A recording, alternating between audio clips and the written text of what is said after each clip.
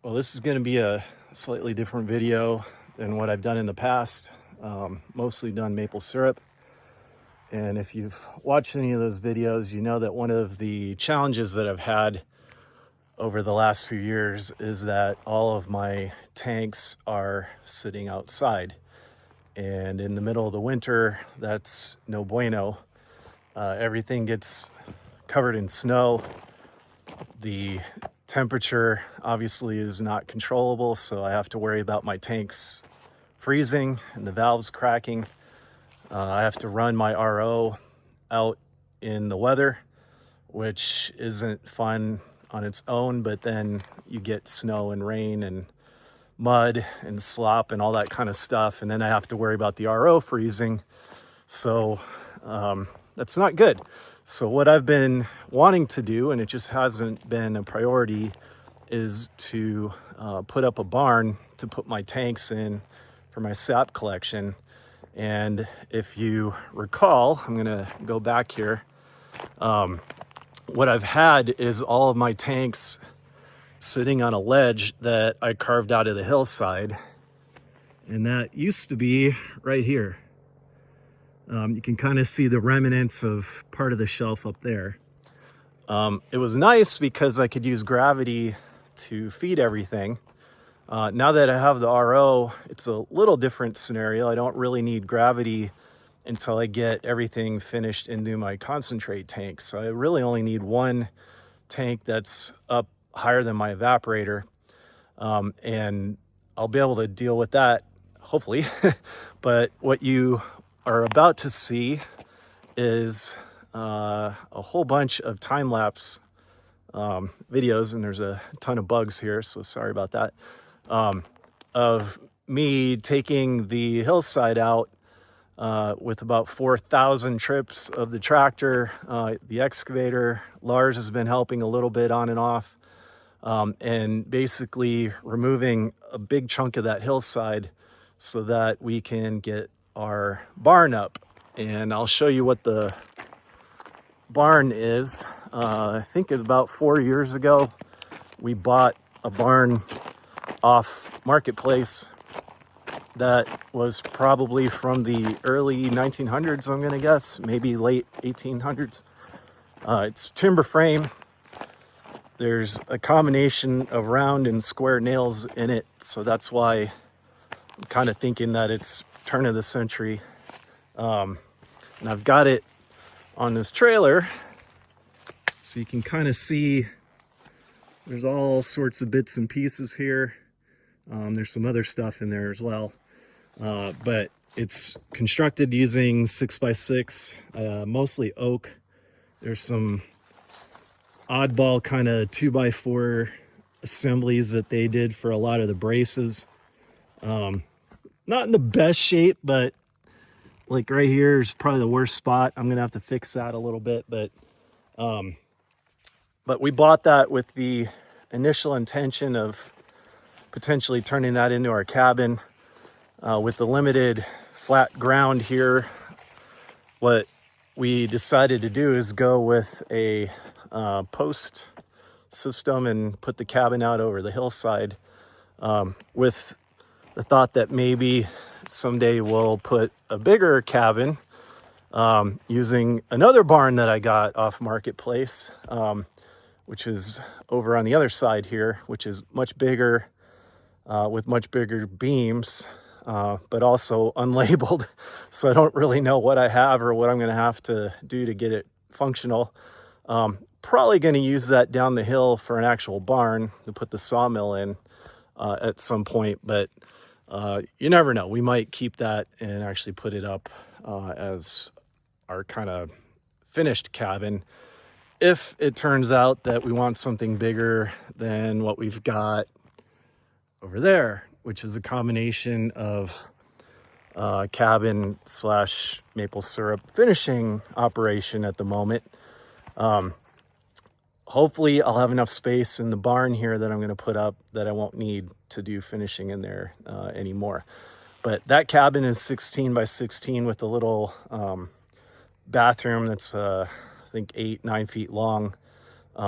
on the covered porch that wraps around the entire thing. So pretty small, but once the kids are gone, I think it should be plenty big for Patty and I. Right now it's fine too, because we got a sleeper couch on the bottom, and then a few cots up in the loft that we made. But this barn here is 20 by 14, assuming that it all goes together and we can get it up. So that's the plan. We're gonna pour some concrete and hopefully anchor that thing to the ground so it doesn't blow away in the wind. And the key now is to get the footings in so that they can cure and we can get this thing up, because I've got to have this for the winter since I removed my hillside and I have nowhere to put my tanks. So the clock is kind of ticking. And unfortunately, we're running out of summer. It's mid-August right now. Kids go back to school, I think, in 2 weeks, something like that. Our new exchange student shows up in 2 days, so we're going to have to leave tomorrow. And I don't know when we're going to get back, but I was hoping to get the footings poured this week, but that didn't happen because this, again, bugs. It ended up taking a lot longer than what I had anticipated for moving dirt. It was a lot of dirt, as you'll see in the upcoming time lapses. The other thing I did is I made this trench. You can see I had to excavate quite a bit of material from behind the sugar shack because I didn't plan ahead for any of this kind of stuff when I originally put this thing up as a woodshed.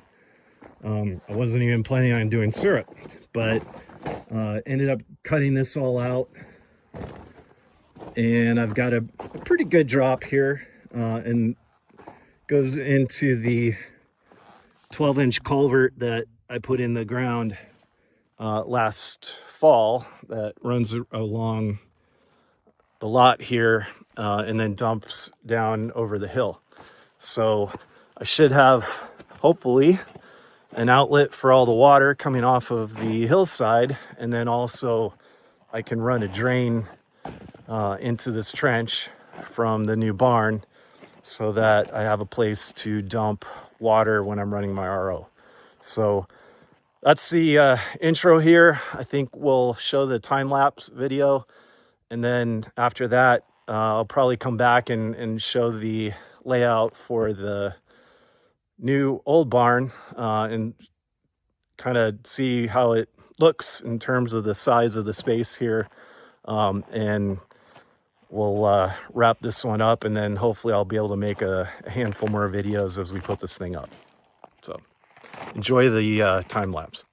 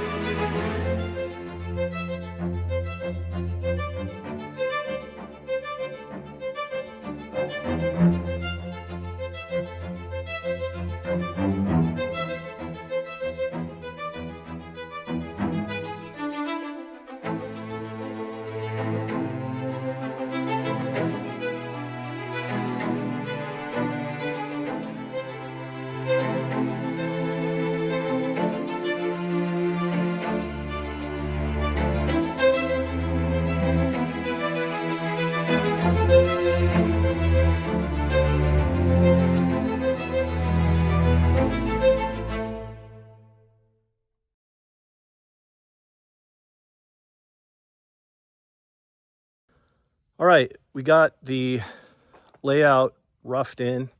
It's not perfect, it's not square, but here's what we're looking at. 14 by 20. I think I've got 7 or 8 feet between the sugar shack and the barn. Got a couple feet between the trench and the back wall.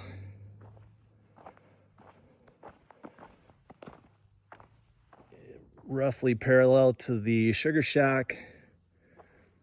And you can see that the back corner, in terms of the road here, there should be enough room. Although I would like to have more room because we're gonna have to probably put a porch on of some sort to keep the rain from going on the inside, but I think that'll work. The other thing we've got, which I didn't measure, but I've got this cistern, which I use for RO water. It's shorter than my arm span, so I think it's probably about 5 feet. And my plan right now would be to put that right here. After we've got the footings and everything in, actually probably after we got the building in, which should be good because that means my road coming down here, I should have plenty of space to be able to drive the tractor and everything through without having to worry about hitting or driving over the cistern and collapsing it. So I think that'll work. Here's the view. That much space between the sugar shack and the barn. Maybe someday I'll actually run a little breezeway between the two and connect them. But so far so good. Now we've got to mark it off and try to get it level and I'm into pure shale here. So as you may have seen with the time-lapse videos, so it's not the easiest grading effort. I'm gonna have to do it with the excavator, I guess. So we'll see how that goes. So that's what we've got at the moment. So I'll sign off here, and then future videos will be putting the footings in, pouring the concrete, and then hopefully putting the barn up and all that other stuff. So hope you enjoy it, and we'll see where this thing goes.